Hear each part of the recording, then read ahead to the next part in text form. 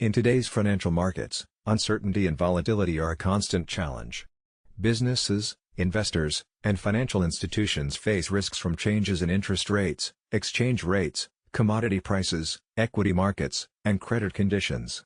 To manage these risks effectively, organizations need clear, quantitative tools that simplify complex exposures into understandable measures.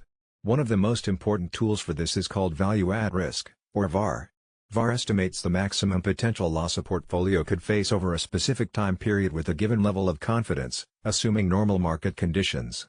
Since its development in the late 20th century, VaR has become a fundamental part of financial risk management, used widely by banks, investment funds, corporations, and even regulators.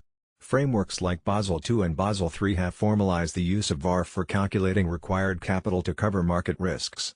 This presentation will explain what VaR is, how it's calculated, its practical applications, benefits and limitations, and its importance in managing risk today. At its core, VaR answers a key question: what is the worst-case loss unlikely to be exceeded during a certain time frame, with a specific confidence level? This helps businesses understand and quantify risk in a straightforward way. A one-day value at risk, or VaR, of £5 million at a 99% confidence level means there's only a 1% chance that the portfolio will lose more than £5 million in a single day under normal market conditions. VaR is defined by three main parameters: the time horizon, which is the period over which potential losses are measured, like 1 day or 10 days, the confidence level, which represents the probability that losses won't exceed the VaR estimate, typically set at 95% or 99%, and the loss amount, which is the maximum expected loss within that confidence level. By combining these elements, VaR offers a standardized way to express risk across different asset types and portfolios. Beyond theory, VaR has practical benefits for businesses. First, it simplifies complex risk scenarios into a single monetary figure, making it easier for senior managers and stakeholders without specialized risk knowledge to understand exposure. Second, it helps banks and investment firms set trading limits and allocate capital efficiently, with business units facing higher VaR taking on more risk capital, promoting accountability. Third, regulators require VaR estimates to set minimum capital requirements, making it essential for financial stability and supervision. Finally, VaR supports portfolio and treasury management by informing risk decisions and controls across the organization. Corporations use VaR to measure their exposure to risks like foreign exchange, interest rates, and commodity prices, which helps them make informed decisions about hedging. By comparing returns to VaR, companies can evaluate risk-adjusted performance to ensure they are profitable without taking on too much risk. There are different ways to calculate VaR, depending on the data available, the complexity of the portfolio, and computing power. One common method is the historical simulation, which uses historical asset price changes to estimate possible future losses by applying past returns to the current portfolio and identifying losses at a specific confidence level. This method is straightforward and doesn't rely on assumptions about market behavior, but it does assume that history will repeat and can struggle during major market shifts. Another approach is the variance-covariance method, which assumes returns are normally distributed and calculates VaR using the portfolio's variance. For example, a financial institution with a £5 million portfolio, a daily return standard deviation of 1.2%, a one-day time horizon, and a 95% confidence level can use this method to estimate potential losses under normal market conditions. The value at risk, or VaR, here is calculated by multiplying the z-score for a 95% confidence level, which is 1.65, by the standard deviation of 1.2%. And then by the portfolio value of £5 million. This gives us a one-day 95% VaR of £99,000. Practically, this means there's a 95% chance that the portfolio won't lose more than £99,000 in a single trading day under normal market conditions.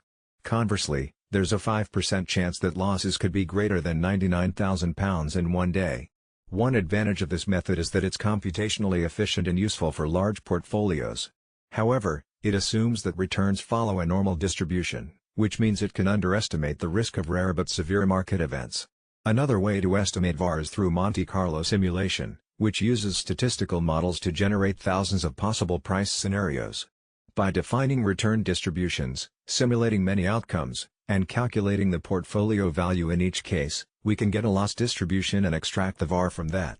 This method tends to capture a wider range of market behaviors, including more extreme outcomes, providing a more comprehensive risk assessment. Value at risk is highly flexible and capable of handling complex, nonlinear portfolios, which makes it useful across various financial contexts. However, it can be computationally intensive, and its results depend heavily on the assumptions built into the models.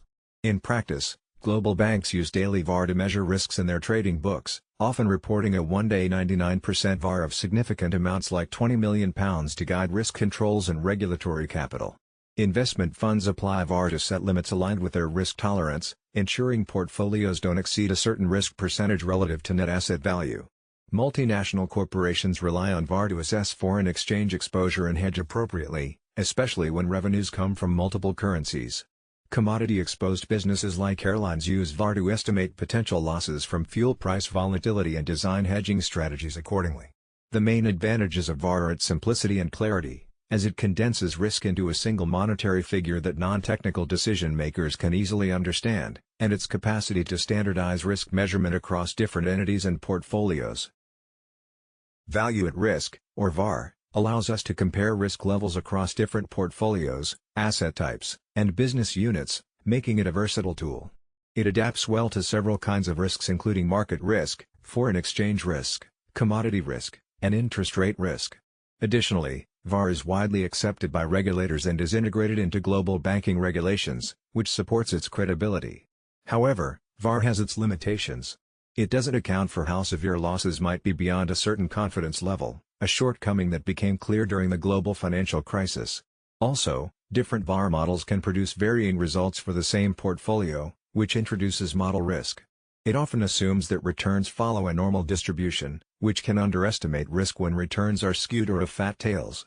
Over-reliance on VaR might also lead to a false sense of security if potential extreme risks and stress scenarios are overlooked. Because of these drawbacks, many institutions use additional tools like stress testing, scenario analysis, and expected shortfall, also known as conditional VaR.